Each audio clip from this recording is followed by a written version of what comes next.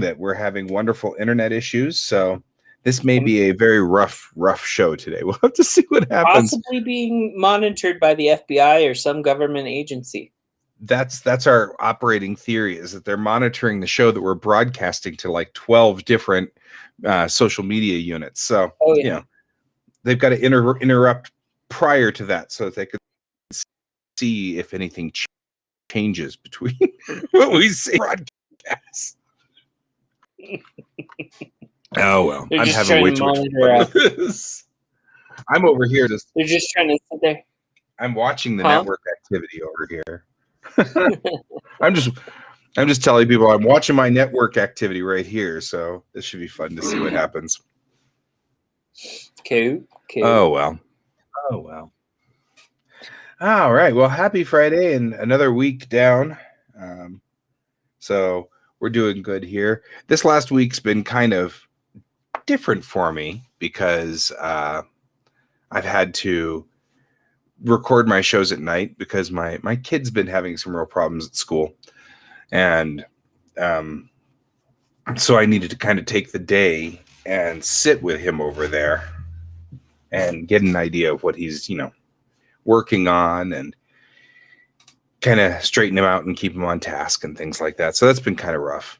So I've been recording my shows at night and then pre-recording them and then just firing them off the next day. And I'm still not 100% sure if I'm going to be doing that next week or not, because I'm not 100% sure that he's back up on his feet. So there may still be another week being rough on this, but that's why we didn't have water. In fact, Wednesday, man, I just kind of it was Tuesday night. I was just completely, I don't know, I spun out even because I was trying to kind of get organized Wednesday night. And I figured I'd just do a watercolor. It doesn't matter what, just so that we will have done watercolor Wednesday. And I just couldn't think of anything. I couldn't come up with anything. It's just like totally spun out. And so I was like, oh. Hey, it happens. It happens. Oh, hey, Helen. Thank you. Okay. Well, we'll try to keep you entertained then while you're working. I love those GIFs. Look, we can actually get like the little GIFs that they're sending. I didn't know we could do that. It's from Twitch. We can see the purple heart. Yeah. Yeah, it's from the Twitch side. I just didn't know that we could do that. That's kind of cool. Yeah. So, this week was kind of the same for me. Not, no children aspect, obviously. We did, it is however, rough again. We're hitting we're hitting the bad weather. Yeah. We did, however, have like a big thing from our adoption agency that we had to attend, and if we didn't attend, we would have gotten an email of all the info. Basically, it was a yearly update of all of us in the adoption pool. So a lot of things were told to us that were some hard truths about our adoption process and everything like that the way that it looks right now. So yeah, it was a little depressing. To find out that hey, Brent. Good morning, Brent. Coming in from Facebook. Yep. So it was one of those moments where it was just like, all right, okay, let's try to move forward. And I also have gotten addicted to the Howl's Moving Castle novels. Oh, I like the difference between the novels and the little things make a lot more sense out of the movie when you read the novels, like the fact that she can imbue she can imbue things like the hats, which is what attracts the witch to her shop in the first place, and things like that. But they don't actually in the movie. They allude to the fact that she found out that she came in contact with Howl. Right. So that's the difference between the book and the movie. They also make Howl's Hal's mentor is not the same person. They make the wizard Solomon his mentor, but in a woman. Right. But Right. his mentor was a woman, but it was not Solomon. Solomon was another completely different wizard that they end up rescuing from the Witch of the Waste. So, spoilers. Yay, if you read books. Every time you drop down like that, I'm looking over here to see what my network said. Yeah, you're freezing on me too, so it's... Yeah. Well, anyway, Sorry. I did for Watercolor Wednesday type repercussions. I did do this. This is black ochre, and I actually made it. So this is a handmade one that I did. Nice. It is a nice granulating pigment that is cool. Well, thanks. I appreciate that. Yesterday I tried to do a number of things. We tried to do Geek Tank. We tried to do the show for... Yeah, so Brent's saying that I'm pixelating on Facebook, and Helen's saying we're coming in good on Twitch. So for me, you keep slowing down, and you've still got the red bar above your icon on my control panel, which is saying that. So this has to be something between here and Comcast. I don't know. Maybe I will reboot my router, but I don't think it's my router. I had to reboot my computer the other day, so... Yeah, I rebooted my computer last night, and this is a big deal because it takes an awful long time for my computer to get up on post, so... That's right. Guy, you've been making so many videos on YouTube and other platforms that the FBI is now listening to you. They're monitoring my computer.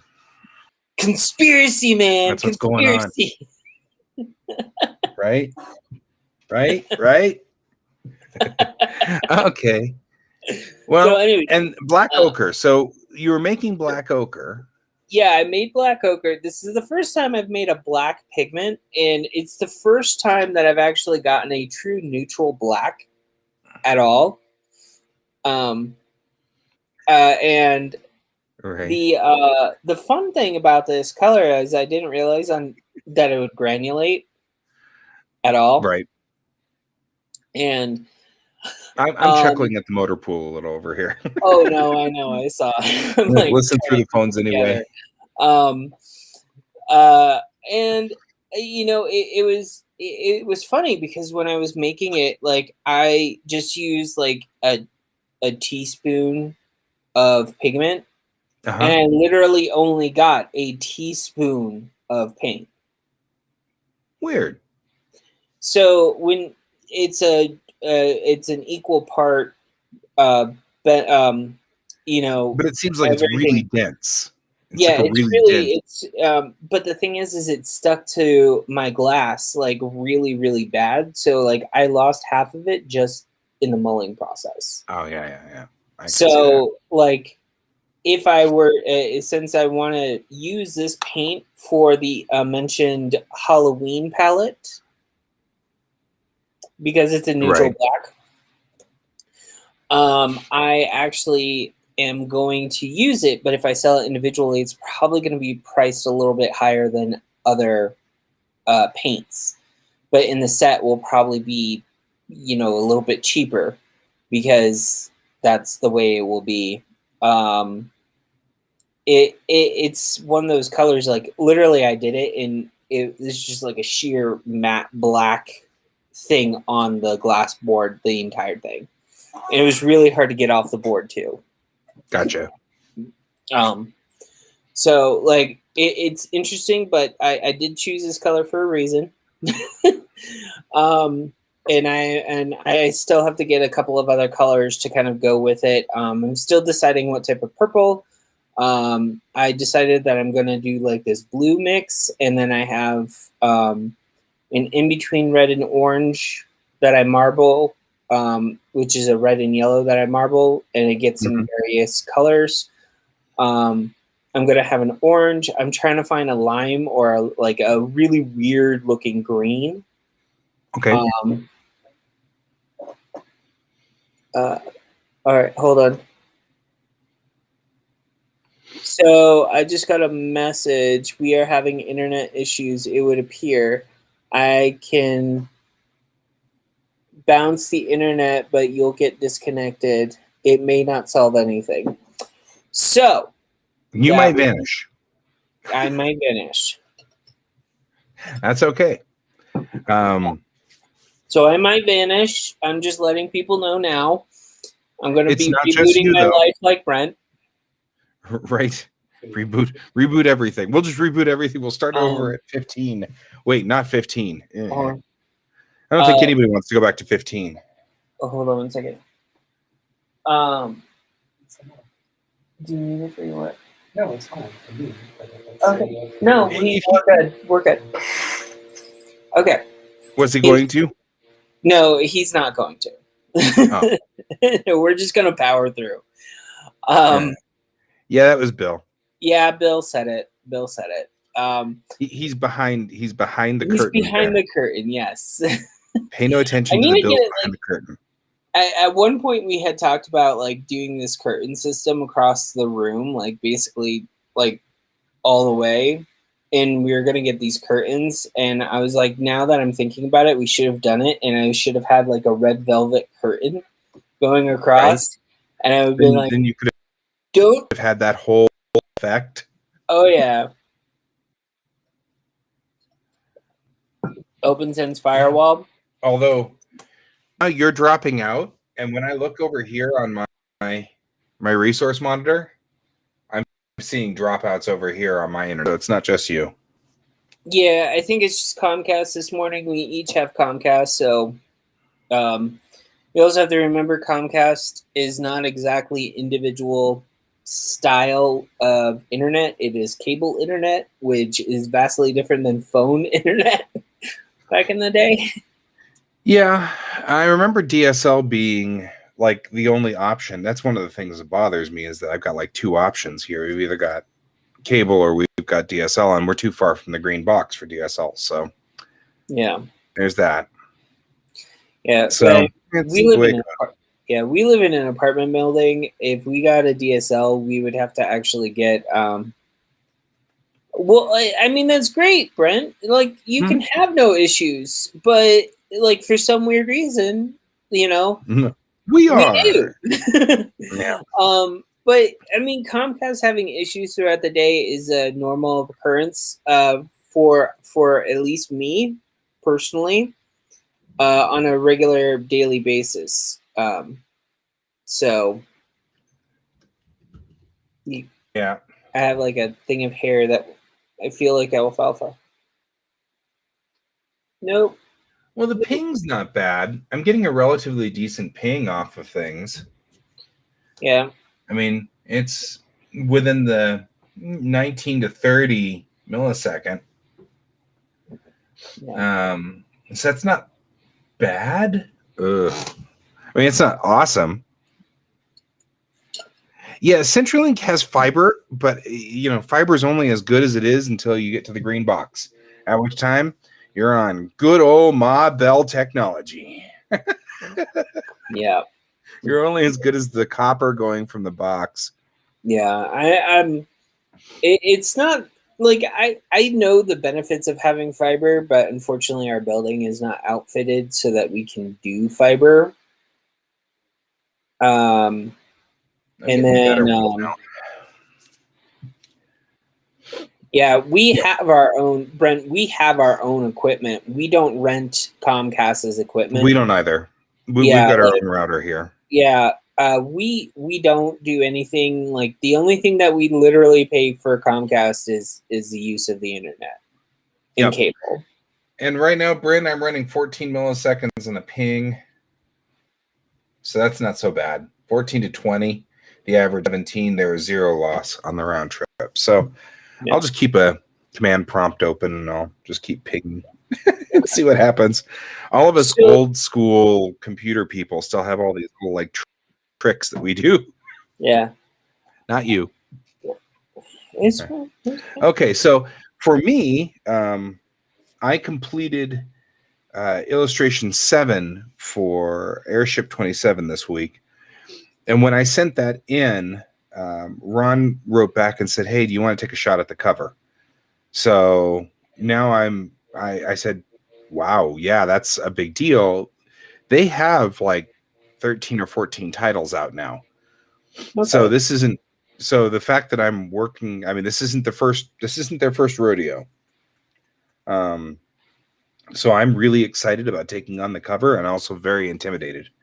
However, I am apparently, everybody seems to be pretty happy with what's going on, so they're going to let me take a shot at the cover. That's going to be fun, because that's a full up painting, and I'm if you've seen any of the other things that Airship has put out, they're very much the 1930s, 1940s pulp novel style. It's all that style. So, yeah, right. Yeah. Woot, woot. Yeah. Thanks, Brent. Because it's that very much that.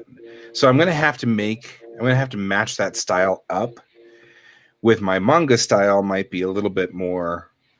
I don't know whether that'll work or not. We'll have to see. I think you're overthinking it. I might be overthinking it. Because I have seen those two styles put together before. The main thing that you have to remind yourself of is the facial features. Like, you could still have the same style of anime body, like anime manga body type deal, right. But where the details that you need to be careful with is the face, right? Because I don't think I distort out that much. Like, my eyes aren't that big. I started out with working from Haruhiko Mikimoto, and he doesn't necessarily have the huge half a face high eyes. No, so I started with Rumiko Takahashi, and Takahashi can go like wonky with the eyes if she does, but for the most part, those 80s artists, the late 80s, early 90s artists, those guys were a lot calmer. It's gotten much wilder. They pushed that style. Trust me, I still have Clamp novels, and Clamp is whoa no. Anytime you're dealing with Clamp, you're like, okay, well, that's out there. Well, so I want to just say, like, the differences between what I like and in manga, at least, is super weird. Like, I could sit there and read the grittiest, like, detective manga ever in the horror, and then switch over to a magical girl series, and then go to Ranma 1/2, and then just for nostalgia, and then I can go like to any of the Clamp ones. But what I and for those of you guys, by the way, who are listening, Clamp is a collection of artists. Yeah. So when you read Clamp, it's like you don't know which artist you're getting. The one who did Ray Earth is different than the one who does. Yeah, it's a collection of 4 artists. Yeah, it's 4 women, and all of their ideas, they've literally done a manga themselves about how they actually come up with their stories. Yep. They get drunk. Yep. And write. and the stories are entertainingly about like that. I mean, and in a good way, not a bad way. This is a good way. They're a very fun group. But sometimes you're like, I don't know if I'm following this. Well, and you have to remember, like, they did so they did Chowbits, and then they did Angelic Lair, and they're basically in the same universe. Right. And then they have XX Holic, which like turned all of their universes upside down. Right. And if you've never read XX Holic, it's one of those moments where you go, what? Because it ties into another series, which they revamp all of their characters and stuff like that, and they intertwine all of their universes. And it's quite an ordeal.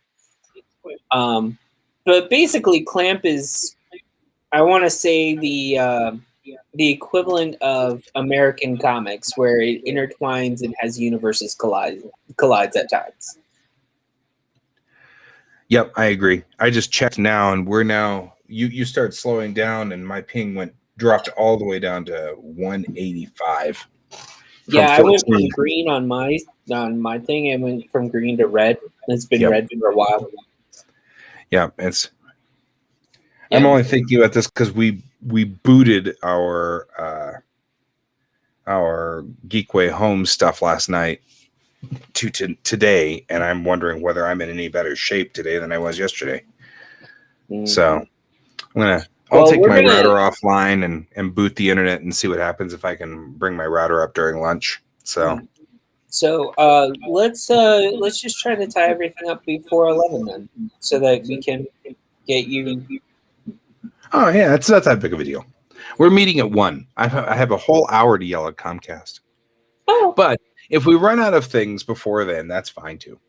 But yeah, I mean, so I think that I mean, I'm intimidated by the cover, obviously, but recently I have been doing perfectly reasonable paintings. I think so. We're all clear to Brent. I've been doing perfectly reasonable paintings. They're not awesome. They're not, but I think that I'm trying to do these paintings inside 2 hours or inside 3 hours, and I don't think I'm at that level yet. I think I need to be dedicating 5 or 10 hours still to these paintings. I don't think I'm at the level where a complete painting is done in 3 hours. I think I'm just being impatient. You know, I'm trying too hard to get these things rattled out in 2 hours because I see all these people on the internet doing the same kind of thing in 2 hours. But of course, the people on the internet have been practicing for 15 years to get down to 3 hours. And yeah. So what I'll probably end up doing is spending a couple of shows over the next weeks on it. They want me to give a couple of design ideas, you know, some sketches and some thoughts. So we'll do that one on Thursday of next week. I'm pretty much reliably doing Monday. I'm doing a Springs comic now, and I'm trying to do 2 Springs comics if I can. But if I have to pre-record my show, it only takes me an hour to do a Springs comic. So the goal for that one is to spend Monday doing Springs 2 episodes or 2 strips on Monday, and then that would be Tuesday and Thursday release. So I can release them twice a week. Okay. And then I don't have a lot of pressure because all I got to do is think up 2 jokes. And usually they are involving coffee or something equally as simple. This last one was coffee. And it's a good one. Yeah, I thought about getting into some kind of political commentary and that just never fits Springs. Springs needs to be jokes about, you know, trying to shovel your walk or, you know, having problems with coffee or leaves falling in your yard, or, you know what I mean? It's always been sort of a simplistic or simpler strip. So every time I try to get into politics, my muse just walks out the door and closes the door behind me. I'm like, man. Well, it's like a long time ago. Someone asked me, like, why don't I do political commentary and art and stuff? And I look at it this. I am an artist. I do not do politics well. I do not do interpersonal relationships very well at sometimes. And I hear that. Yeah, I mean, if I were to do political comments or political cartoons, someone else would be writing it, and I would have to, because basically I'm with you. Like, I would end up doing a dad joke instead. Like, which is fine. I mean, I think especially in hard times when things are rough, people just need something that just says it's normal. You know, everything's normal in the Springs universe. You know, the weather's fine and maybe there's a storm or two, but for the most part, all the little robots just go along doing their little robot things. Yeah. You know, RC's going to blow himself up trying to do some experiment. This is normal. You know, TB's going to have trouble sleeping or getting up or, you know, drinking coffee or whatever it is because he's like the kid in there. And, you know, like everybody needs to sort of have some, like, you know, tied to the universe. Yeah. And the more I think about it, the more I'm like, I think it's better for me to just do Springs as some kind of, you know, space-esque jokes. Like I made the RC joke of RC is joining SpaceX. And so, you know, since he joined SpaceX, their RUDs have been up 300%, which is a joke totally centered around SpaceX. Yeah. But RUD is Elon Musk for rapid unscheduled disassembly, which means a crash or explosion or whatever. That's what he says whenever his rockets don't make it. Yeah. And so, you know, it sounds awesome whenever RC's like, our RUDs are up like 500%. But then you realize that means things have been blowing up more since RC joined, and that makes it a good SpaceX joke. But you have to understand SpaceX to get the joke, you know. But I like doing that every so often. But still, it's still back to that's like the closest I want to get. Making a Star Trek reference or a space reference or something like that seems like a good thing. And 2 a week seems like something I can handle. So we're going to do Mondays are going to be Springs days, Wednesdays are watercolor Wednesdays. And then Tuesday and Thursday I work on client work. Cool. So we are done with illustration 7 for Airship 27. So Tuesday and Thursday next week will probably be illustration 8. And then starting the week after, I'll work on the covers and start getting that through. But you know, it's like, that's a big deal. Getting a cover is a really big deal. And and especially for an established publisher, they've been they put out about 4 or 5 books a year or something to that effect. So I'm going to be in that mess there. Hey, I wish you very much luck, my friend. Well, thank you. I got to think about what would attract your attention. You know, what would, when you walk by it at a convention, you want to go, oh, I need to see that. You know, you can always try to do a harken back to the golden age of comics mixed with the golden age of film. Oh, thanks, Brent. Yeah. Ditto. Thanks, Pepper. Yeah, I mean, I'm going to look at some of their other covers and try to get an idea. I mean, they've got a lot of the, you know, a lot of the stuff that they're running right now is sort of the Western stuff, you know, where they've got the gunslinger standing in the street with both guns drawn, you know, sort of, you know, and in the background, you see all the people who are horrified that they're about to be a shootout in the street and, you know, that kind of thing. The story I'm working on is steampunk. So and I'm kind of grateful for this, has a female lead, which is important to me. Yeah. So but it still means, you know, the description in there has her in a very Victorian style dress that's practical, but that seems to be par for the course with the steampunk genre. Yeah. Is that Victorian style dress. So I was thinking of doing, you know, something where it was, you know, looking out over the desert, but in the desert are like because it's a post-apocalyptic story too. Yeah. You know, like destroyed cities in the distance or whatever, and she's like sitting on the rock looking out over that or something like that. Might be good. I'll try that one.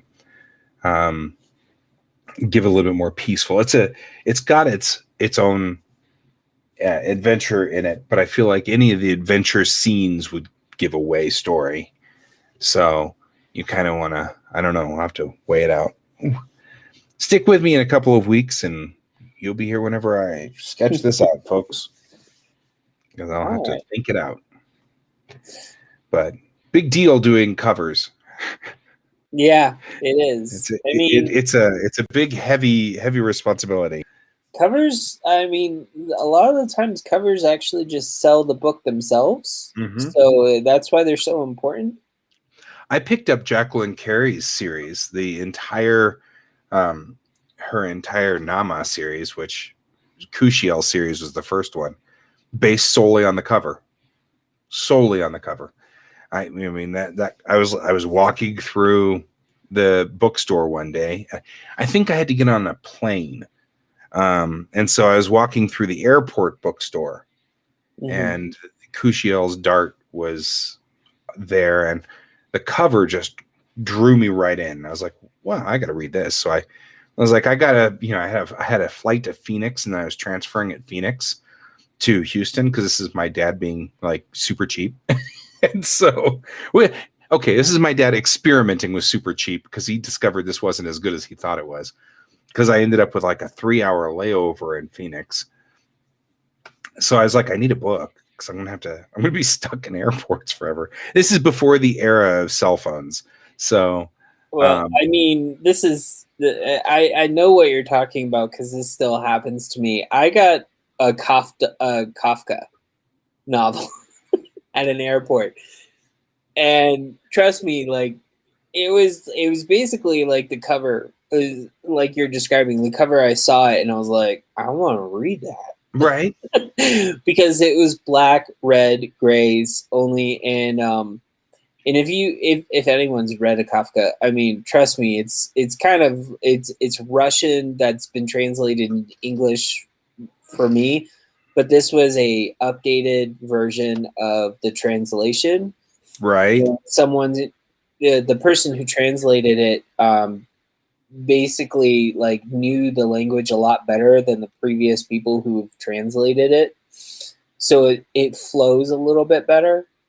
There's still a little bit of translation issue, but it's still good. Yeah, actually, you just said that, and I had an idea. So I'm sketching real quickly while I think this idea out. Thought it'd be kind of interesting. Wouldn't it be interesting if I just had the two main characters standing, looking really cool, and it's just a black background, just all black? I mean, it's a good idea. So, like, I don't know if it'll fit. Simplifies things, but they want sketches. So what I would say, instead of like the background being completely black, where they're standing, like coming forward at their feet, probably like some type of texture to kind of break like a wood planking. Yeah. There we go. I'm putting them planking. Yeah. Instead of having the characters planking. Yeah. I mean, you can do that too, but I don't think that's what they were really looking for. I don't think they'll like it. Yeah. That's so weird. Why don't you like it, guys? So yeah. That's the thing. So that's a thing, and I'm excited about that. Cool. So I'm sketching the other idea before I forget it. Well, since you're sketching, I will talk about my week. Yeah, you talk about yours. Yeah. No, it's not pre-recorded. We're here. Nope. This is definitely we are live. We are live. For better or for worse, we're live. Yeah. Yeah. This may not go well. Yeah. So this week started out like very promising, but I feel like I got I want to say a little bit more sidetracked than usual. I got some stuff done, some stuff not done. Like I'm not happy with myself the way that I've been acting towards to getting my goals done. Right. I still have one outstanding commission, and then I have a bunch of free commissions, like basically trades that I have to get done, that I have yet to start because like I had pushed them off. And one of them, like I definitely need to get done. Another is actually a Christmas present that I haven't even started really. Like I started it, but like the Christmas present was basically for my sister. Her and she wants like a picture of her family. Oh yeah. And all she said is, "I want it anime." Yeah, that's my Okay. yeah. She just like, "I want it anime. That's all I want. I just want it anime." And I'm like, "So am I drawing you and your husband and your kids like they're in Sailor Moon, or like what are we talking about anime?" And she's like, "I don't know. I just want it anime." Okay. Okay. Then there was that. Yeah, then there's that. But I think today I'm gonna try to take some time to finish like the one thing that I need to get done for money, and then Monday we'll start a brand new path. I was informed I need to start doing some exercise changing, so that's gonna start on Monday. Need to do that anyway because yay, Yeah, kids. I'm kind of doing that too. And then let's see. I'm trying to think what else.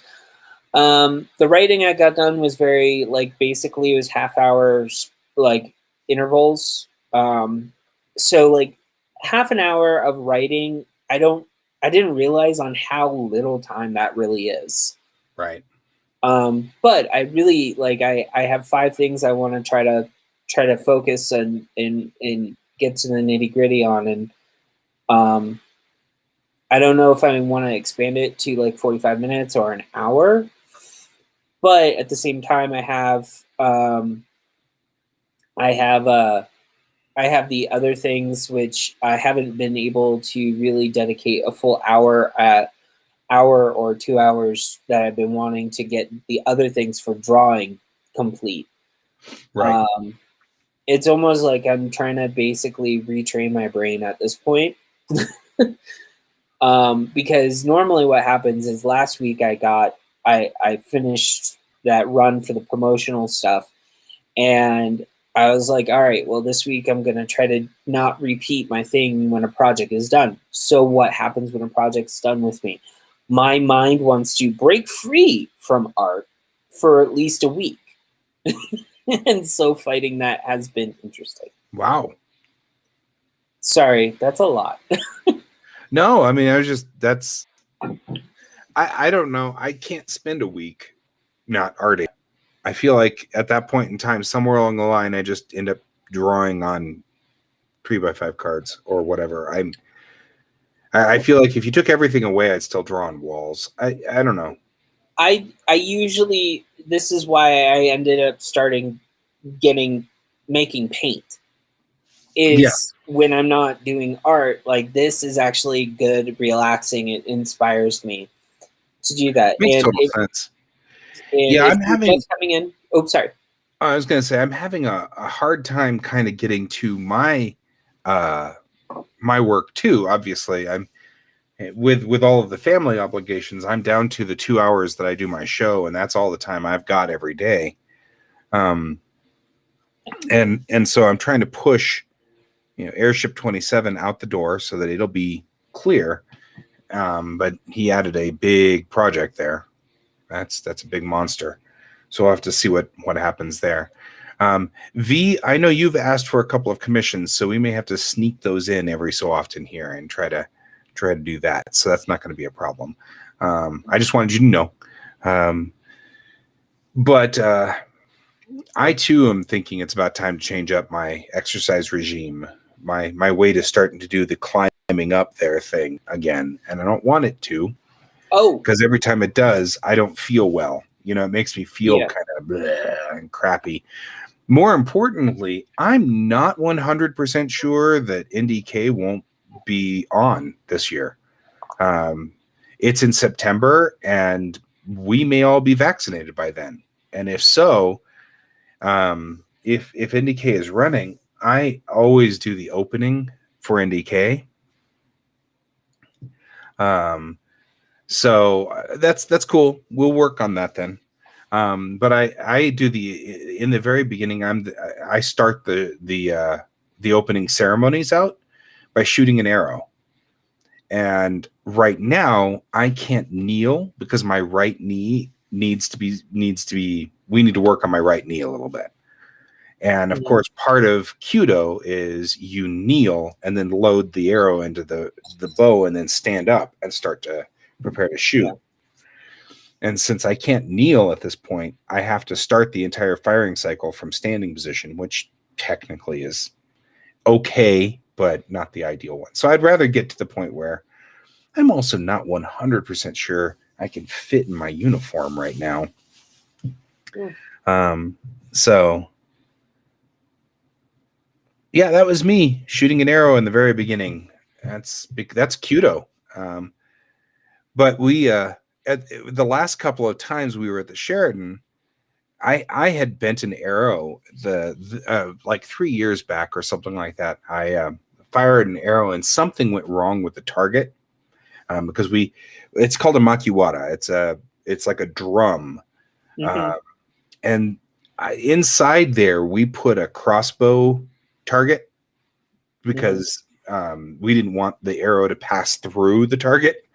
So we put this crossbow target inside and then wrapped it to make it look like it was a makiwara. Yeah. And 3 years back or something like that, I fired at it and the arrow bounced right back off of it.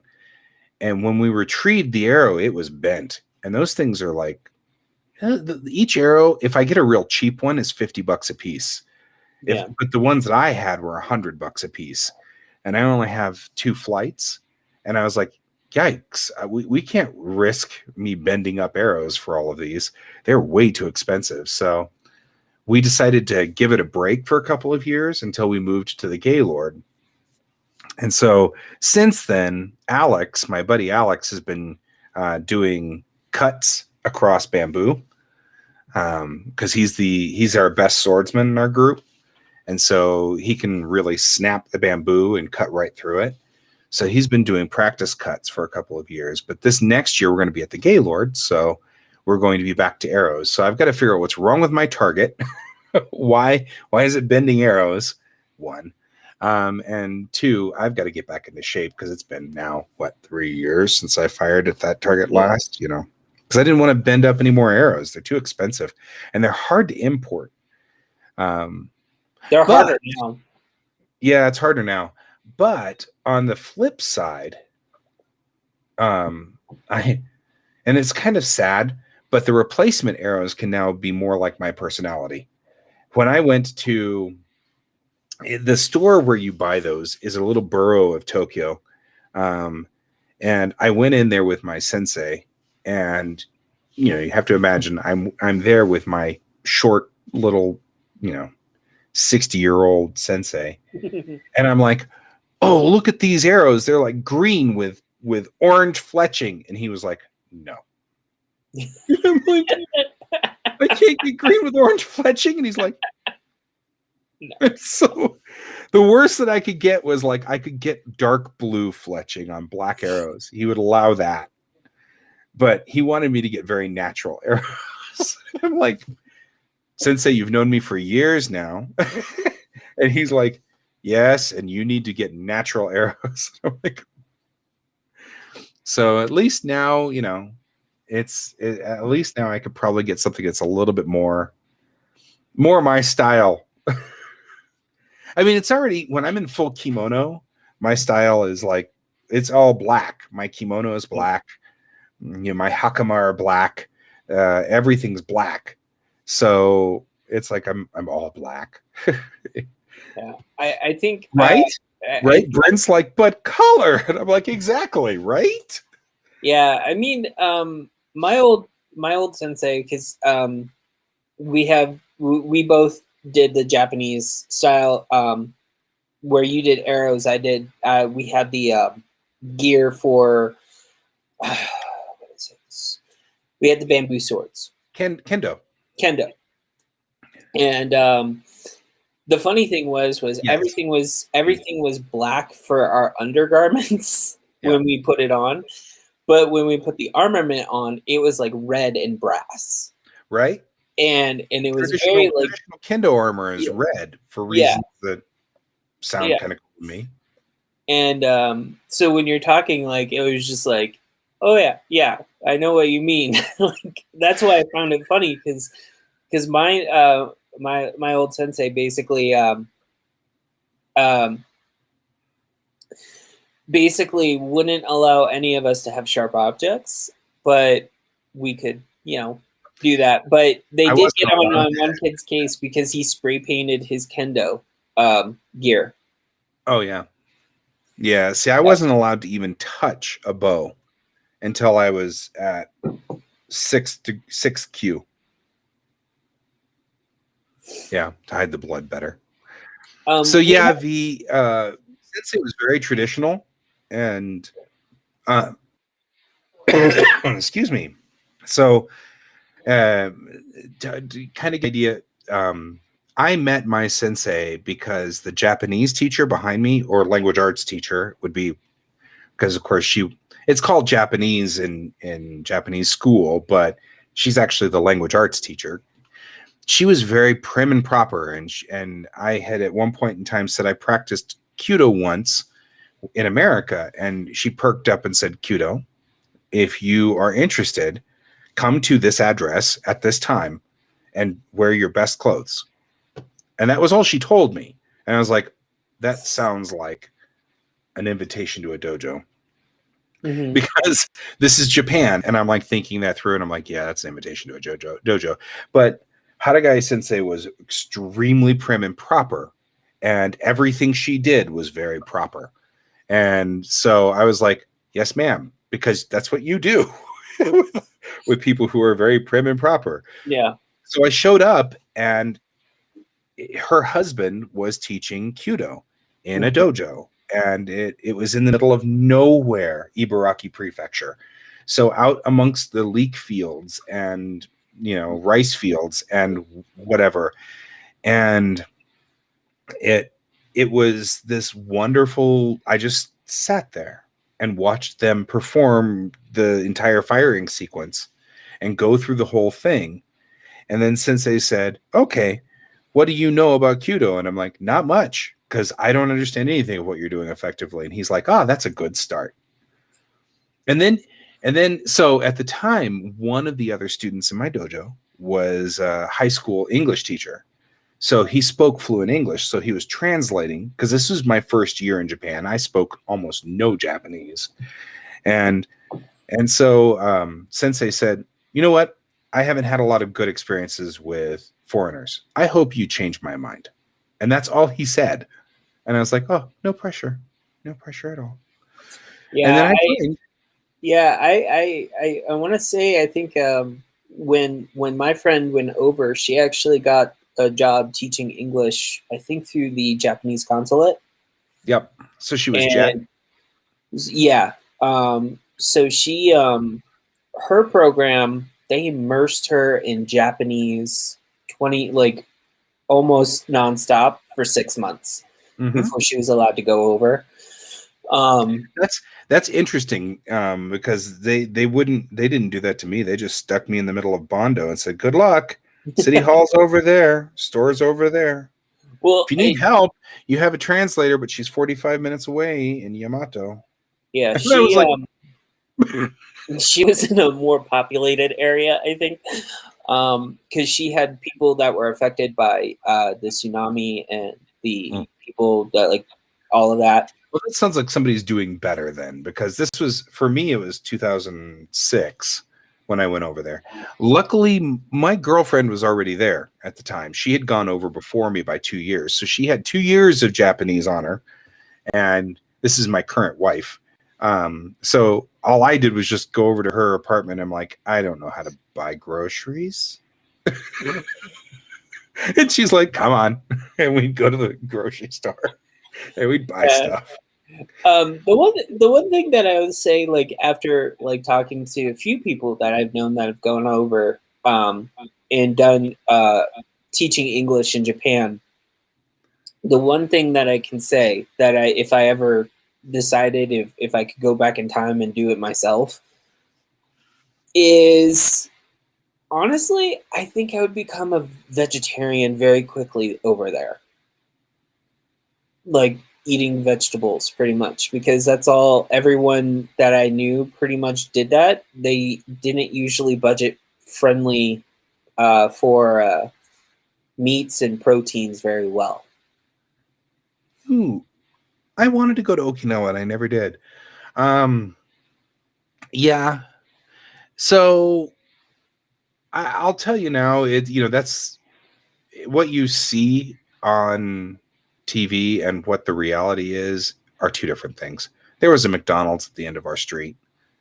And though at the McDonald's you could order the egg Big Mac, which had egg on it, and you could order the shrimp McNuggets, which were made of shrimp instead of chicken. You could also order normal chicken McNuggets and normal Big Mac. At one point in time, they made the Mega Mac, which cracked me up. It's a double Big Mac. And I was like, the Japanese don't eat. And then my boys, they thought this was a challenge. So this became a thing. My boys were trying to see how many of them they could down. And I was like, you guys are nuts. And they're like, you're American. You can eat Big Macs. And I'm like, yeah, but I'm not touching that. That thing's huge. Yeah. I ate 2 yesterday. I'm like, it's because you're 16. Yeah. I honestly, I am allergic to seafood. And if you fry in the same oil, even if it is something I'm not allergic to, I still get a reaction. Yeah. So I can't. So a lot of the fast food. You would be forced to eat at McDonald's and be vegetarian. Yeah. Although one of my favorite things was mabudofu, which is ground beef and tofu. And that's in a sauce, and they put it over rice. And you can I've had that before. Yeah, there was a Chinese restaurant in the mall that we used to go to all the time, because there was a mall in I don't remember if because I think we went to Kashiwa. So we were in Kashiwa, and there was a mall there that we liked to go to, my wife and I, and we get the same kind of. They had great gyoza, which are the fried dumplings, and stuff like that. I travel the world on my stomach, apparently. It's all right, because I remember there are so many things to remember about Japan. I was there for only 3 years, but it was the best, awesomest 3 years. It changed my entire world. The abilities or the things that I learned from Japan that was the best was that people are people, and it doesn't matter where you're from. I mean, being stuck in a junior high and stuff like that. I keep telling the story about it was the early part of the second year. And this is a moment for me. I was going through the halls. Everybody was in class except for one girl who was in the hallway crying. So I just went up to her and I sat down next to her and I was like, hey, what's up? And she's like, my boyfriend dumped me. And I was like, that's such a normal thing. I mean, it was horrible because, of course, her boyfriend dumped her, but this is a 14-year-old. She's going to have many more relationships in her life. But to her, I mean, in this moment, her whole world had collapsed because she was 14. And this is what we do. Yeah. and I'm sorry, teenage love is so intense. mind-boggling because it's no matter what, teenage love is the same in every culture. Right. Well, that was what I kind of realized at that moment was they're all wearing uniforms. They're all speaking a funny language that I didn't speak very well, and yada, yada, yada. And they had all of these different procedures that we went through where we did, sports day, and we did, school spirit day, and all of these things that we did. But then something about just sitting next to some kid who broke up with her boyfriend and was too crushed to go to class. There was something just seriously human about that. And I suddenly realized at that moment that I had 457 kids. They were all just kids, just like any kid you'd find here. The dressing is different, but internally they were the same. And from that moment forward, I had a real shift in the way that I saw the world. It didn't matter where you were in the world. Humans are humans. They're all the same. And I've never been really big on the, Um, yes, it's grounding and right. Humanizing. Humanizing is the word I'm looking for. It was humanizing. Because that's a great word. Thanks, Helen.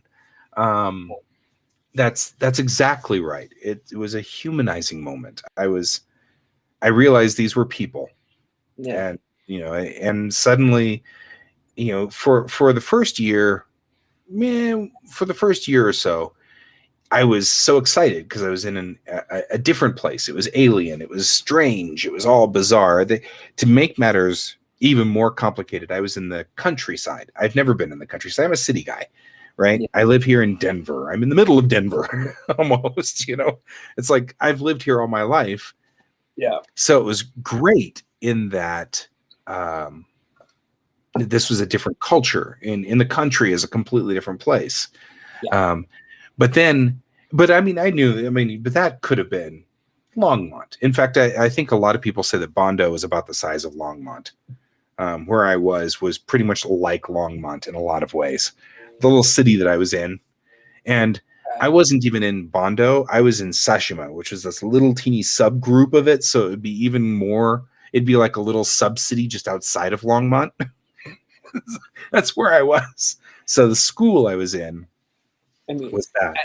I think what happened with me, like my experience, kind of broadened, I think, slightly in high school, but then I ended up going to an international college. And so, like, for me, what was interesting was, like, all these people that came from other countries, and they're like, oh, we're trying to conform to American standards. And I'm like, no, I want to know about your standards. So that's on how I found out a lot about different cultures and stuff was through that, and just being open and aware of listening to different things. Not perfect with it, that's for sure, but no. Right. I'm gonna address the question in from Helen. It it wasn't that hard. Japan and France have sort of a similar xenophobia to some degree, but the way they handle it is different. France handles it with sort of a dismissal. But what I discovered when I was over there was Japan's way of handling foreigners is it takes our entire life to understand Japanese culture, and there's no possible way you could have ever done that. So it's okay. We understand you don't get it, but please, don't mess up my house. Yeah. So that's the way they do things, is like, it's not a direct, like, but the moment that you start doing something that is what they perceive as complicated, you get a lot of respect all of a sudden. Yeah, right. Exactly. Don't be rude. Don't do the right things. Yeah. And you there's no tolerance for foreigners being rude. Like, they can be rude, but when we're rude, it's like, well, it's because you're a foreigner, and it's like, But once I got my second degree black belt in Kyudo, they were like, Kyudo? Like, how could you possibly understand Kyudo? And they would ask me, why do you like Kyudo? And I would say, oh, because it's steeped in Japanese culture. It's really deep in the culture. And they're like, well, why didn't you do karate or something like that? And I'm like, because that's not as much in the culture. I can get karate back in America. Yeah. Kyudo's really hard to find, and it's very steeped in Japanese culture. And they're like, you're interested because of the culture? That raised my respect level quite a bit. They were like, oh, so you're actually interested in, like, understanding this culture. Good morning, Luna. And so that's, I feel like you can easily. So first of all, I think that if you're in Japan, there will always be people who, they don't trust you because you're a folder, or because you're a foreigner. You're a foreigner, and you're You're always, and that's always going to be the way. Mhm. But the truth is that Japan's changing, and where we were in the 80s with Japan and where we are now with Japan are very different. Um, we've got a family that we're connected to who was my wife was teaching the daughter Japanese or English. I mean, English. Wasn't teaching her English. Her dad grew up near an Okinawan military base. So her dad spoke fluent English, but he had an accent, and he didn't want his daughter to have the accent. So he hired my wife to teach his daughter so that his daughter could grow up without an accent. And when Yeah. we left, they kept in touch with us. And now his daughter comes over like every other summer or whatever. And Yeah. she was going to go to high school, and then COVID hit. But I mean, it's like Yeah. we're embedded. The two families are now very embedded through the kid. The kid comes over here and she just hangs out here, and we have another kid, and that's just Yeah. the way it goes. We just have another kid. Yeah. And it's, you know, and she just embeds in here and acts like a normal teenager. You have to sit there and go, no, do the dishes. I don't want to do the dishes. Okay. Do the dishes anyway. You know? It's kind of like so in the Caribbean, I was exposed to a lot of people from the Caribbean, Yeah. not necessarily Japan, but they have two types of schooling for English. You have the American schooling system, and you have the England You're welcome. schooling system. England schooling system, you will find all of them have like a slight British accent to their speak. Whereas the Americans, they sound like they're not from the Caribbean by American standards. They Right. sound American.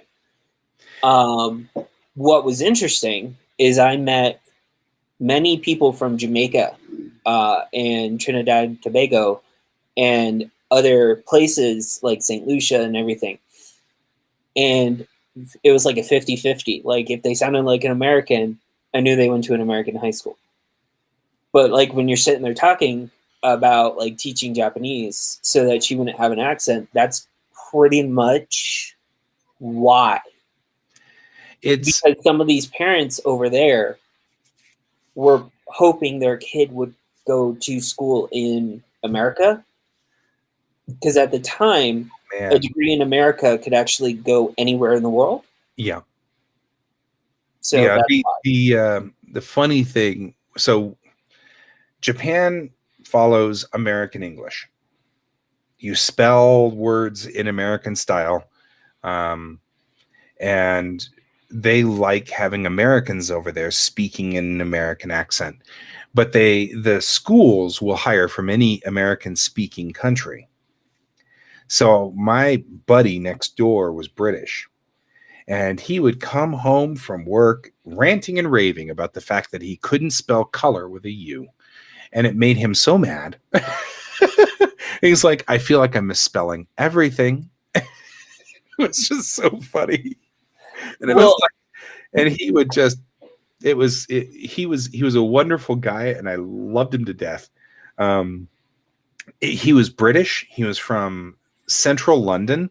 So he had the Central London accent, the very prim and proper Central London accent. And he was a surfer. So he looked like he came straight from California, but he sounded like he came from the middle of London. So it was like the most bizarre, stereotype, twisty thing. And once he left, he went to Spain and married a Spanish girl, and now they live on the Spanish coast, which I think is exactly where he needed to be all of his life. I think he needed to go to a coast. He belonged on an ocean. He just did. Yeah. You know, it's like, and again, it was another lesson of people are people. Yeah. You don't know what the dice are going to roll. And it doesn't matter if you're British or if you're American or what. Some people are just born to be surfers and born and deserve to live off the Spanish coast, even if they sound like Sherlock Holmes. And like, I mean, oh man. And I mean, you're not wrong. Right? You're not wrong about the accent. Like the accent lent to him this real, like, funny like air of aristocracy to his being, and then he would just like want to go surf and ride skateboards and do stupid stuff. And it was like, you're like a 20-year-old trapped in a 30-year-old body, and he's like, shut up. and Yeah. and one of my favorite jokes is that, apparently fit in British is hot in American. So the girl is hot, the girl is fit. I didn't catch on to that for a long time, so I was trying to figure out how he knew these girls were exercising. And so, but once I did, in Japan, they make a car called the Honda Fit. And so I would sit over there, and every time I'd see one, I'd go, hey, that car is so fit. And he'd be like, shut up. It was our thing. So my this is it was like our entire thing. We did this forever. It was so funny. What I find interesting is half of my family is from, or actually the majority of it is from New England, and right. A lot of British slang is in New England culture. So when I was a kid, I grew up in Florida. I said cool. I said, rad stuff. Like I'll use a lot of out of date terms. Awesome. Awesome. Kind of that's radical, cool beans, whatever. So I went up to visit my family in Rhode Island. And at the time, Harry Potter was very big. Right.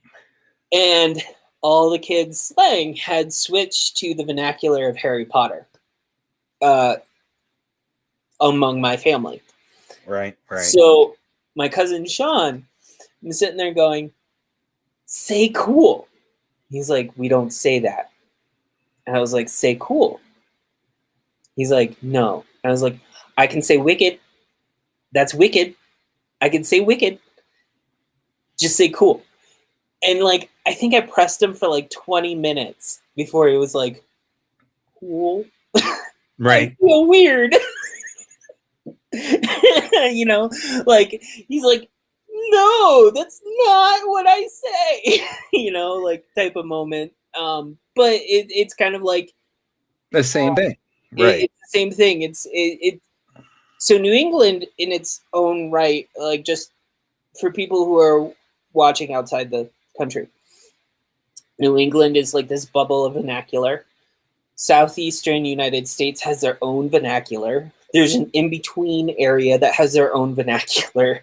Yeah, the Midwest starts moving to the Midwest. And then Texas has its own complete different language. Yeah. Texas is all by itself, and they work really hard to be all by themselves. South Florida, where I am from, is completely different. And Florida likes to be by itself. Like, Florida doesn't fit in the South necessarily.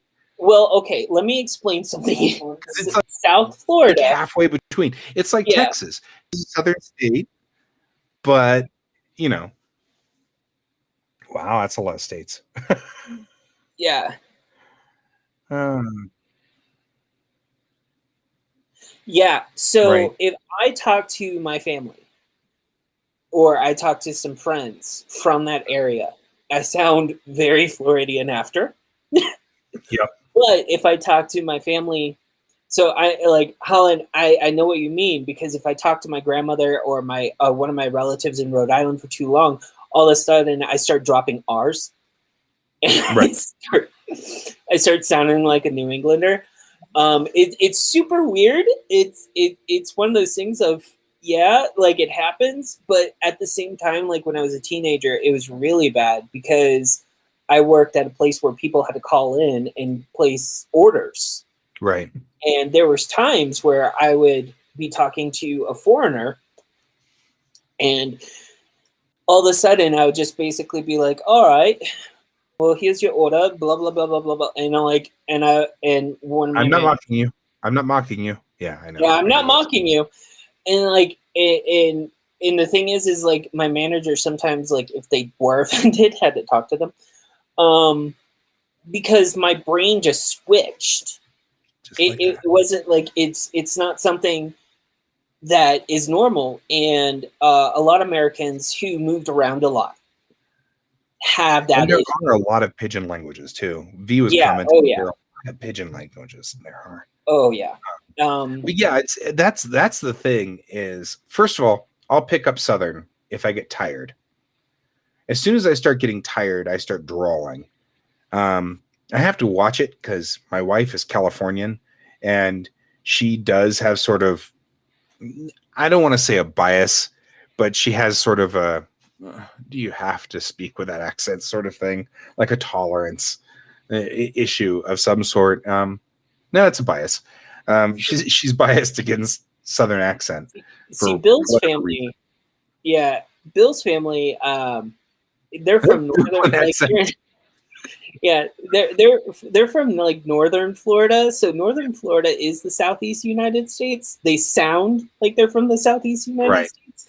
So like for me, like if I go back there, I probably would start all of a sudden just like going like with a slight twang. Like I would basically be saying y'all a lot, You're right. or like something along those lines of like. But I know what you're saying, because like it happens to me, especially if like I'm seriously pissed off. Like I don't know what it is, but like that Southern style, like for some weird reason, really comes out then for me.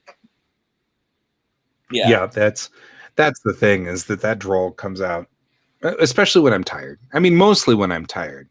But there's a Texas drawl, and then there's a Southern drawl. And for some reason, I pick up the Southern drawl because when in fourth grade, my best bud here in Colorado, weirdly enough, he had picked up his grandfather's West Virginian accent.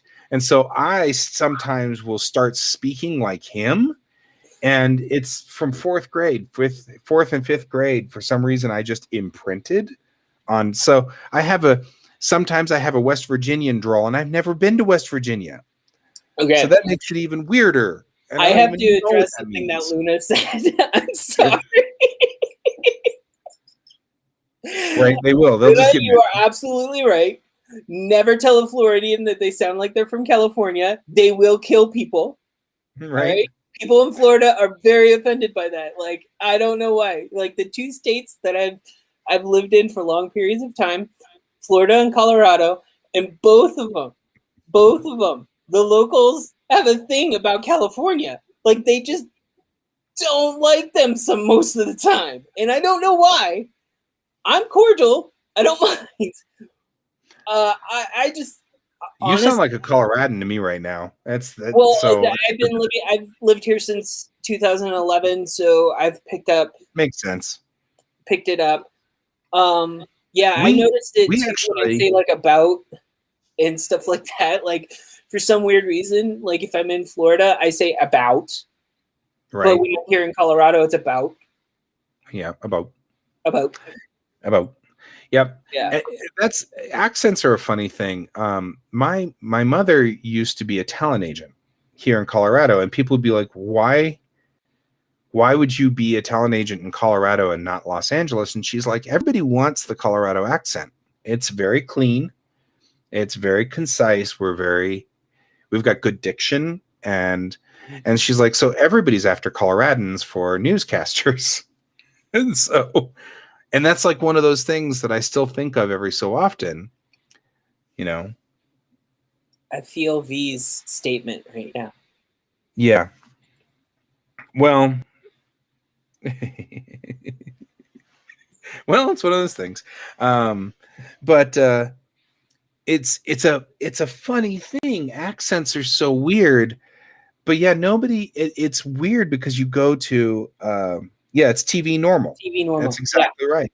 So my mom made an entire business for a career out of it for most of the 80s and the 90s. That was her career, was television in Colorado, because everybody wanted Coloradans for their newscasters. Yeah. So our talent kept getting shipped out all over the nation. And her talent would end up in New York and in Texas and like And it's one of those things that I never thought of until the late 80s when I'd watch CNN. And you'd watch CNN, you'd be like, oh, okay, this is CNN, and that's fine. And they're all talking kind of like Coloradans. And you realize their home base and that entire thing is in Atlanta, in the middle of Georgia. Yeah. And that's their home base. And you're like, oh, they imported people. Mhm. None of those people sound like Georgians. I mean, Yeah. I'm just saying. Yeah, now everybody's talking. This is great. This is like we've got a discussion going over here.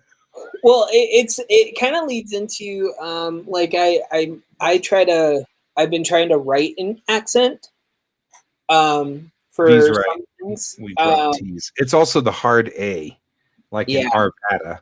That's where you can really hear it. That in Arvada, that flat hard A. That's also Coloradan. Yeah, the other thing that I find interesting is down in Colorado Springs, they say a lot of French and Spanish words, anglicized. Yeah. Sometimes, and then they also like. I was talking to someone who is from Louisiana, and they brought up Bijou Street, and I was like, I want to say Bayou. I want to say Bayou so bad. Because and she's like, oh, I know what you're talking about. Like, it's definitely a different. Oh yeah, we're gonna need to translate for Helen because she's out on Twitch. So Helen's saying she writes theater scripts and in accents, and it's actually really fun in Cajun. Yeah, Cajun. I would love to actually do. However, I have not heard enough of it for me to do any type of writing for it. All you gotta is go watch Justin Wilson and his cooking programs. So my great uncle was Cajun, and so I can slip into Cajun, but it's hard. But I remember all I have to do is think of Uncle Tilu, and I'm like I can remember how he sounded. But like that Justin Wilson was so funny. First time I heard Justin Wilson, I'm like, is he speaking English? Because even Uncle Tilu had at least cleaned up his accent when he moved to Texas, when he moved to Houston. But boy, oh boy. Yeah. Well, Justin Wilson speaks in the, how y'all are. I'm glad for you to see me, I guarantee. And you're like, I don't even know what you're saying. And it's weird because I understand what they're saying. It's just I can't speak that way. Right. Like I understand what they're saying. Because of, and then if you actually hear someone speak full on Cajun, it's super interesting because a lot of people don't realize that people who are Cajun have their own language. That's not exactly French. It's not exactly English. It's not exactly Native American, and it's not exactly Spanish. It's a pidgin. It's a pidgin accent. And it's like Hawaiian pidgin, which I experienced for the first time a couple of years ago going to Hawaii, which I recognized because it's Japanese mix. Mm-hmm. And since I speak Japanese, I was like, I know what you're saying. Like, I'm not even sure you know what you're saying because the words you're saying roughly mean what you're trying to say. But it's evolved so far out of Japanese that it no longer has that original meaning either. It's just merged out. Oh, okay. Hold on. Bill wants to make a comment, but I need to go real quick. What comment do you want to make, Bill? Just a fun comment on accents. There's a really great documentary on like voice actors. And this one guy goes into about how he talks about accents, and he'll be like, so like the Alabama accent, and I may get the accents he's talking about wrong, but he's like, if you take the Scottish accent and and he'll do an example, and then say the French accent and do an example, and then if you merge them, and he does it, and then that's like, and it like blows your mind that accent is a combination of like old time Scottish and when they came and merged and the communities got together. Yeah. Well, and that's what's fascinating to me. Voice actors really are amazing in my, I mean, just for that very reason. The fact is they could just sit there and then they'll talk and then they'll be like, oh, and then we'll switch accents to this one. And then we'll switch accents to this one. And you're like, I think about that a lot when I listen to Critical Role. Because it's all voice actors there. And that's what Critical Role is for those who are, for those that are not familiar. Critical Role is a podcast being done right now, which is a group of voice actors playing D&D, and all of them have built their characters with an accent and with a style, and it's so much fun to listen to them because you've got the big lumbering guy and he talks like this and the entire time. But then whenever you hear them snap out to ask a question of the GM, the question's always like, oh yeah, so can I do this? And you're like, so you don't actually talk that way? You know? It's so cool. So Hallen's talking about trigger sayings and words that work on blending, and that they do exercises. Because of course, Hallen's an actor, so or at least that's that's part of what's going on here, and so that's part of the skill set that you gain. Yes, V is saying something that I had actually. I find this particularly funny. V is saying that American accent is closer to the old school British accent than modern British is. They found that out because the poems don't rhyme. Old British poems don't rhyme in British, but they rhyme in English or American English. Well, so it's things like if you say, been, like, how have you been? In that instance, like it's been in British English, and so it doesn't rhyme anymore. So if we went to the gym, how have you been? It won't rhyme in British English. It'll end up we went to the gym, how have you been? And it doesn't rhyme. And so they were like, huh, so old British songs must have been in American English, or at least with the American accent, because that's when they rhyme.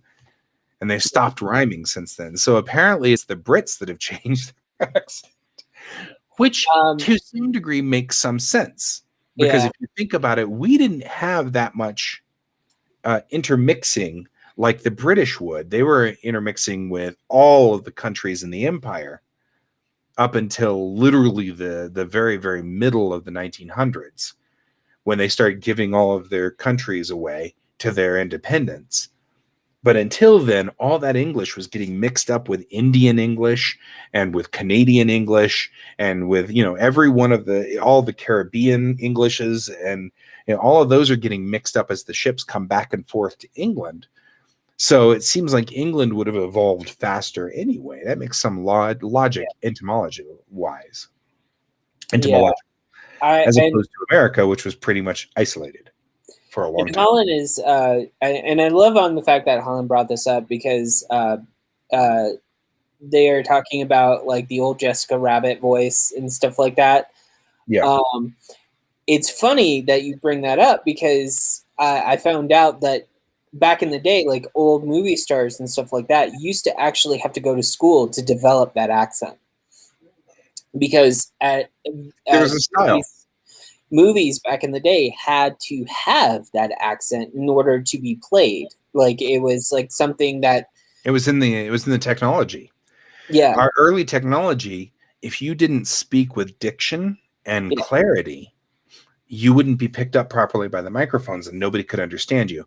In the theater and that's why a lot of people think, Captain Kirk sounds like he's talking like this. Right. And really what he's doing is he's got the vaudevillian accent from the early vaudeville times, when you had to also on stage, you have to speak with clarity and you have to speak from your diaphragm and you have to project. Troy and I were talking about this with Chelsea on Geek Tank last night, because all three of us worked theater. and we all had to be trained to project our voice, and we had to be trained to talk to the back of the house and stuff like that.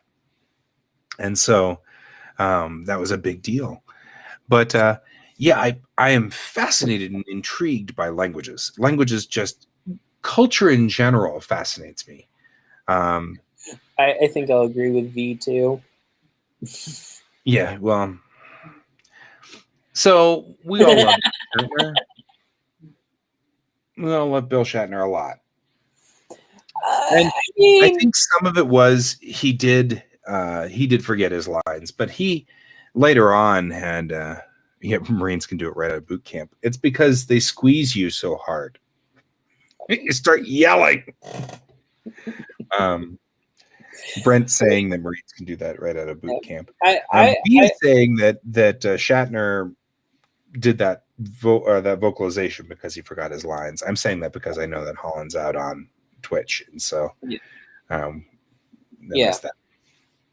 So, but he did forget his lines sometimes, but also he learned from early on to be clear and look. Yeah, you're welcome. I keep forgetting you're out there all by yourself, and I'm like, oh no, sorry about not reading it for you.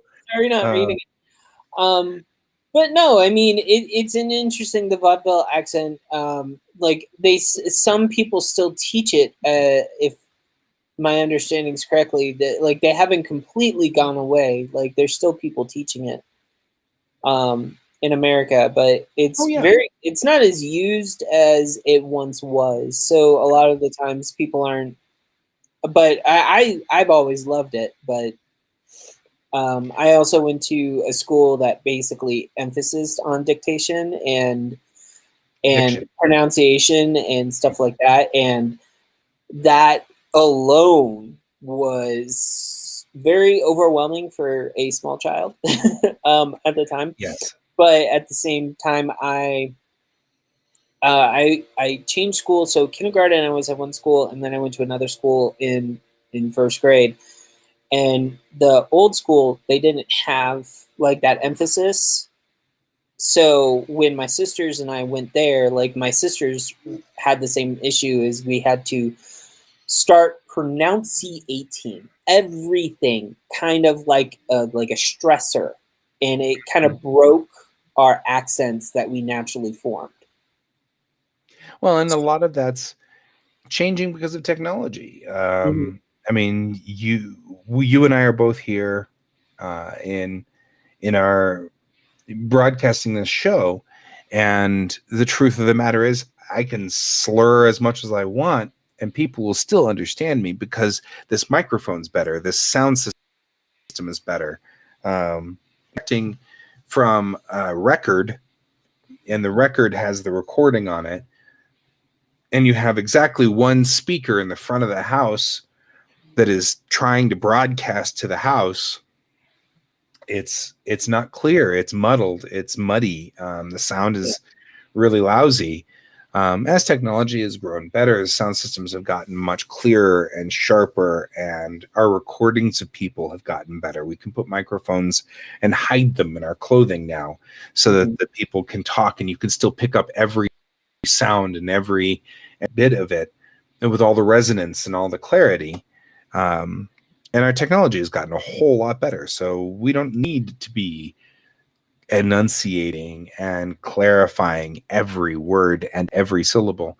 It's actually one of the reasons why Carl Sagan is famous for his billions and billions comment, was because he was saying billions and was trying to make it delineated from millions, because that's a difference, and that's an order of magnitude. And we're like, we don't understand, we can't hear it, on the microphone, we're having a hard time picking it up. And at the time he was at Arecibo, and the time hearing it was because background were all the machines doing and that was getting picked up on the mics, and they couldn't hear. So like, you need to enunciate whether you're talking about millions or billions. And so he said there are billions of stars, and from that point forward everybody just thought that was his accent, and it wasn't. He was trying to beat the machines in the background that were making so much noise. Yeah, I do understand like there's a leap in technology, but also at the same time, like my formative years, I don't know about if you had this too or not. I went to school and I would get these workbooks and they were phonics workbooks. So we had to recite, The you phonics. know, the phonics system and everything like that. And then when I got into fifth grade, that's when they stopped the phonics programs. Right. And what was interesting was like I grew up hearing things from different sides of people and stuff like that. But I heard Ebonics when I was growing up as a kid. I heard different types of dialect in the American language. But like I said, like that school kind of broke how I naturally spoke really quickly because of those phonics programs. Right. And then an hour a day, I had to go to a place to actually make sure I was reading properly and speaking properly and all that other stuff. I had a very formal education structure. Right. So I want to real quickly just address that Holland's talking about closed captioning too. Yeah. And the fact that we can do live closed captioning now, where the computer just reads the sound and then makes I mean, that in and of itself is fascinating to me. Although I do find it funny is live closed captioning. I have heard some French words be butchered in the captions. Sure. I mean, but I will, like, I'll turn on closed captioning now when I'm watching shows at night because everybody's gone to bed. And sadly, my ears are not what they used to be. And so people start whispering and I can't hear them anymore. And I know that if I turn the volume up to hear the whispering, then there will be gunshots within the next like 30 seconds. And it'll bam, bam, bam, bam, bam, bam. And I'll be like, oh, I just woke up the whole house with that, didn't I? So I end up turning the volume almost all the way down and leaving the closed captioning on. And I'm just like, man. But yeah, I mean, it's all neurolinguist or neural AI that's doing it now. You had to do that for the show on Wednesday because we were whispering. Right. Well, and it's hard because I'm recording. They're actually Brent's saying that he had to do that for Wednesday's show, and he's right. I'm recording those shows now at night, so I'm trying not to sit here and just talk really loud. I don't want anybody to wake up, you know. Right, exactly. Yeah. We all have to be like nice. All of us night owl people who are up really late, our spouses are not hot on this stuff. You know. Like, well, I mean, it's a thing. It's a thing. Right. No, and my wife pretty much sleeps like the dead. So actually, I can't wake her up once she's gotten to sleep. The problem is when she's having those rough nights and she's not able to get down all the way like she's supposed to. And once she's asleep, she's good. But man, she gets really cranky if I keep her awake while she's having one of those nights where she can't get to sleep. Yeah. And she'll get cranky with me. I've had the kiddo come in here a couple of times and say, Dad, you're too loud. But generally, he's okay. So cranky. Bye-bye, V. Have a good weekend. We'll see you next week sometime. I think we'll definitely see you Thursday. So. Well, the thing is and people from Florida may chime in on this one. We do a very Floridian thing. Bill has a fan that he needs to have around when he sleeps, and then plus the fan, we play thunderstorms. Oh, there you go. Colorado, no matter what you do, I don't like being raised in Florida. The sound of thunderstorms puts every kid to sleep in Florida. So we get thunderstorms once in a blue moon up here, and when they usually roll in, it means flash floods, and it means we're all going to die of a tornado, and so all of us are like stressed out by. Yeah, and here's us. We're like, oh, this is nice. And then whereas we're all like, are we going to die? We're going to die, aren't we? We're going to die. This is how we die. I found it interesting because when we moved here, they were like, "Oh, we're gonna get 2 inches of water. Oh my God, be prepared for flooding." And I'm like, "What the hell are you talking about? Like flooding?" And then I realized I was like, "Oh crap, we're in the mountain area, and we're in Colorado Springs, so all of at the time, and so all the water was like pooling down from the mountains because I forgot." It's not just that. What happens is that our ground is hard from Yeah, being baked all the time. It's clay. yeah, And so it's a where high desert, in Florida or in Texas, two yeah, inches of water would just be soaked right into right, the earth and it'd be gone. Here it sits 2 inches above the ground yeah, and then it becomes just a flood. And that's why we have flash floods. yeah, And it has everything to do with the fact that everything is clay. Everything is clay here. It's just it's like raining on concrete through all of the Denver area. yeah, So yeah, I've got a fan going nonstop. I yeah. actually have been seriously contemplating getting that That's 8 awesome, man. hours of warp core rumbling and play. Is it the high hiss or the low hiss or more the buzz? Right, all of the above. I don't know. So they've got one that's just warp core running, but there's also one that has the warp core and like the impulse engines running. And I think I want that one. It runs for 8 hours, and you can just download it. Well, I'd snag it somehow. I don't know how I'd snag it, but snag it and put it as an MP3 and play it on my phone. And it just sits there. Because I mean that would put me to sleep. I would never get work done if I was on a starship. I just fall asleep all the time to the warp core. I'd be like, Yeah. I feel like there's a wonderful scene in Lower Decks where they're all talking about the different sounds of all the different ships, and it's so freaking funny. They're all sitting there like, no, Voyager sounds more like, and then, no, Voyager doesn't sound, it's a brrr. And then, it is a wonderfully funny internal scene. But the truth of the matter is, all of us Trekkies sit there and talk about this. It's a real thing. Yeah, like different style ships have different sounds. Yeah, that's definitely the case. It's people who think that Foley artists don't do their job. I mean, the truth is those Foley artists are always doing cool stuff. So there's always that. But yeah, it's right. It's either clay or solid rock, says Brent. Yeah. And Brent's he's a fan going all the time too. But what I was getting at, because Bill plays all this stuff in the background and when he's going to sleep, I can be out here and I can have things like a normal thing and he won't hear it. Because his stuff, I can hear it through the door in the office behind this, and I could shut the office door and literally still hear it. Right. Mm-hmm. So like it's played loud enough that we don't have to worry about me waking him up. That's what I was trying to get at. Is a cranky Bill is very, very it's the same with Cranky Maya. Cranky Maya is not good. But my kid, I got him a radio for Christmas, and now I'm trying to get him to start sleeping with music going because it helps him sleep.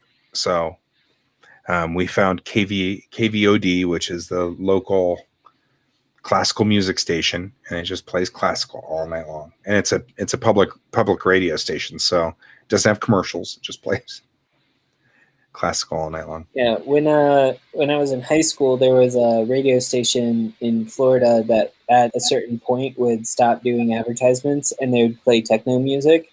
So I went to school. I went to sleep with like Rabbit in the Moon and stuff like that playing. And my mom thought it was weird because it switched over to alternative rock first thing at 6 a.m. And so she would go in, and if she heard if she heard it, all of a sudden she would be like, "What was that band's name?" And I was like, "Mom, they said Godsmack." And she's like, "I don't think I like you listening to this band called Godsmack." And I'm like, "Mom, it's just music, please. It's just a name." Yeah. But that's I listened. That was one of the things when I was a kid. I'd listen to smooth jazz all the time because it irritated my mom, and that was the entire reason I did it. And now I actually like smooth jazz because of that. So like that's, you know, because of course now it reminds me of being a kid. Yeah. But mom was really into, she had stayed kind of up and hip, so she was into pop music into the 80s, which was, you know, not what my friends were doing at the same time. So I was like, oh, I don't want to hear Madonna again. I'm tired of Madonna. And so I started listening to, spite her, I started listening to smooth jazz because we had a smooth jazz station here.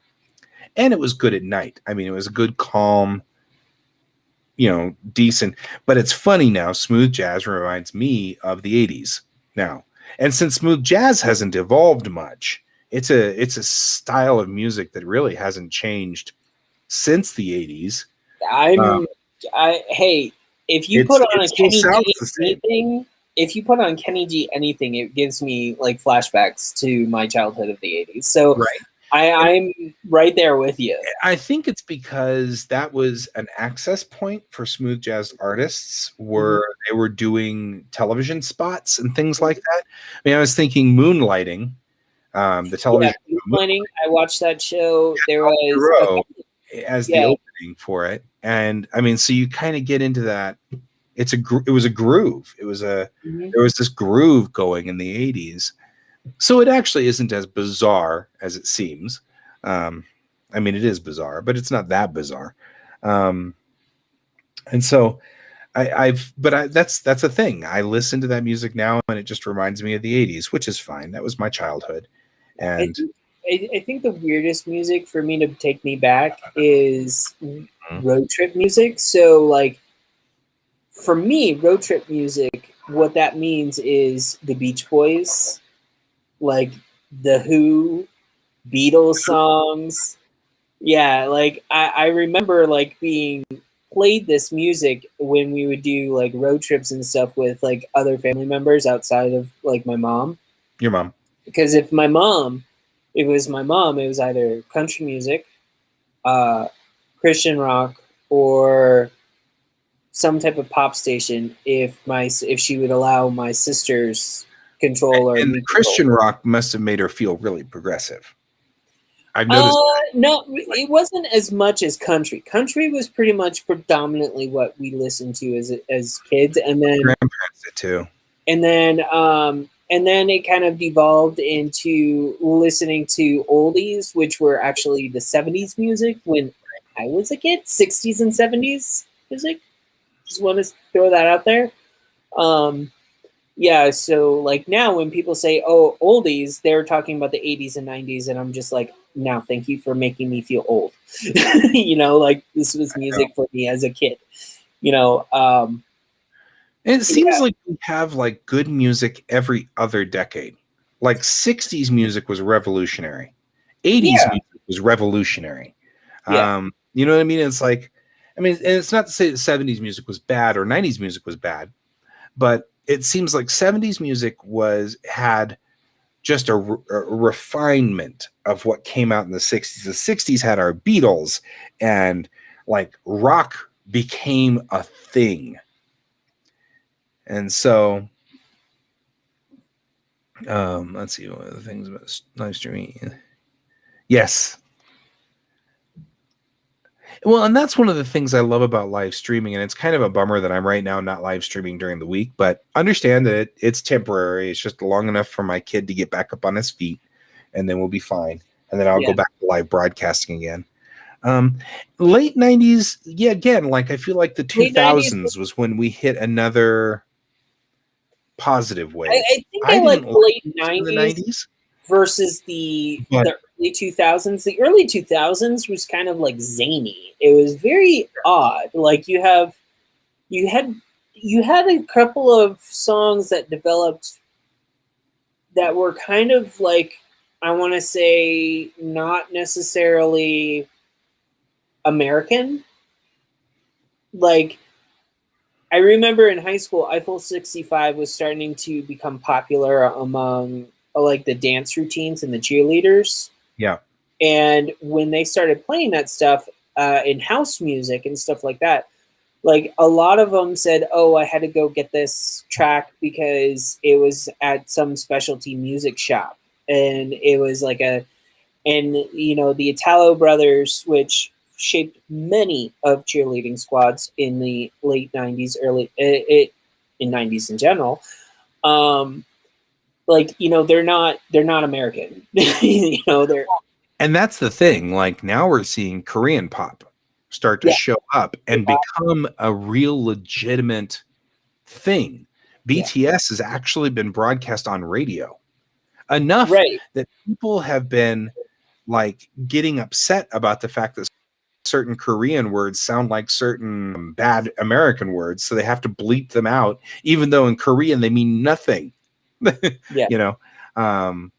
So, but I mean, like, BTS is actually broadcasting. They're on American airwaves. I've never seen that before, and that's amazing to me. And we've got Blackpink is coming out too, and showing up, and I'm following Korean groups that people aren't hearing about over here, like Dreamcatcher and Red Velvet, but it's still like Chelsea and I can talk for hours on the state of Korean music.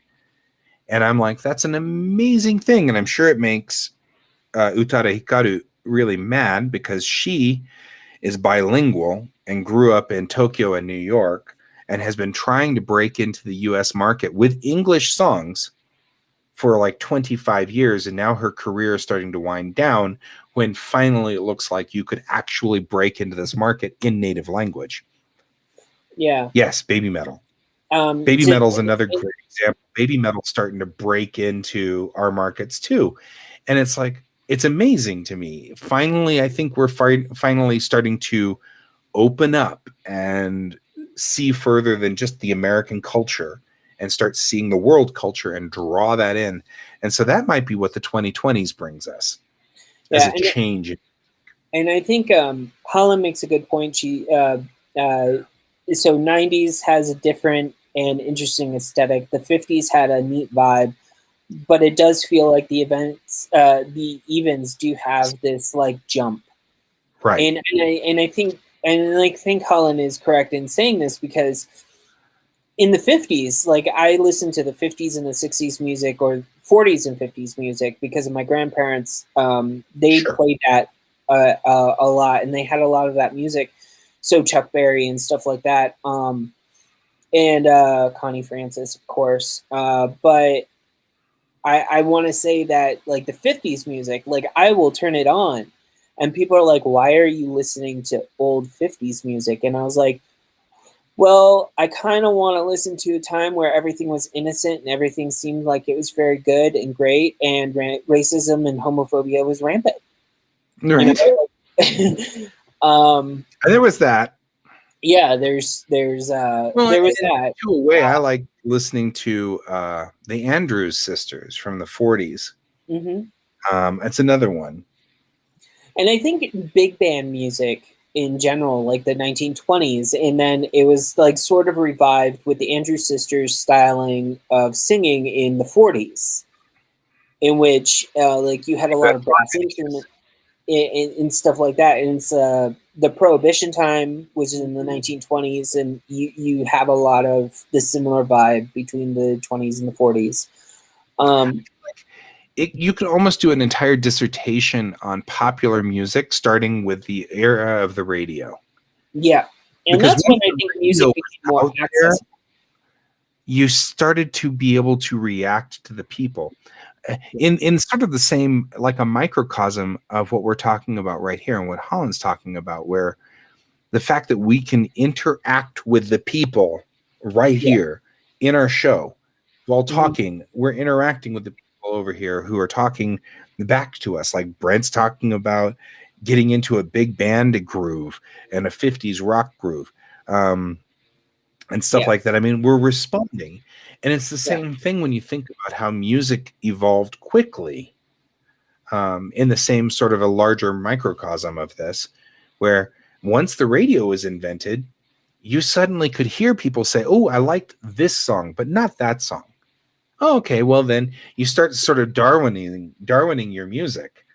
Yeah. Darwin starts to affect your music. You start pruning the songs that aren't liked by populace and gaining more songs that are similar.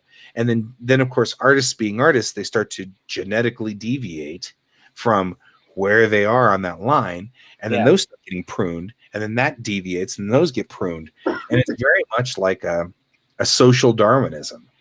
Yeah. And it's fascinating how as soon as we have interconnection, we have a Darwinism immediately happening in there.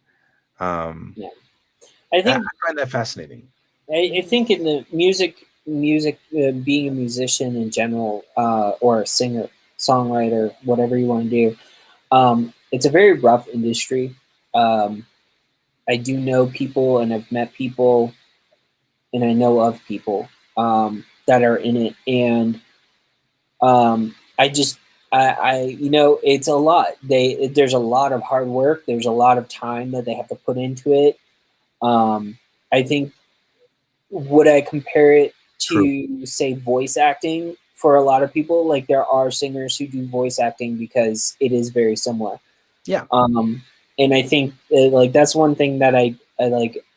When I was a kid, I realized like I did do acting and stuff like that as a kid, and like for me now as an adult, it's easier for me to act in my voice. Like doing voice acting, it comes more naturally because I don't have a camera in front of me.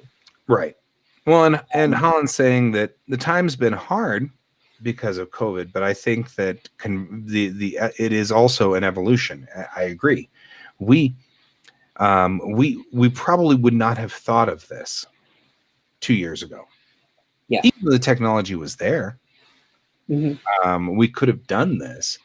But here I am conversing with people out on the net, and we're talking, and I find that fascinating. But it's evolving, and even within my show, there's a certain amount of social Darwinism going. Yeah. This gets a lot of interactivity. Yep. There's a lot of people talking over here, and that's fascinating to me and very fun. And so we went from you and I sometimes getting together and sometimes not getting together to this being regimented and doing it twice a week now because of the fact that there's a discussion going on over there. It's just that, on Wednesdays, we're going to be painting at the same time. So there's that. And the discussion on that one's a little bit more slanted and very on point to what we're trying to accomplish on that one. And this one's more of like, we do a lot of general topics on this. We do. And to be fair, over here, we're just like going with a flow over here because you and I already ran through what we're doing. Yeah. But we should, because we have about 4 minutes left or so. We should real quickly come up with with what we're going to do for next week. So for the next week, I'm already pretty much set up.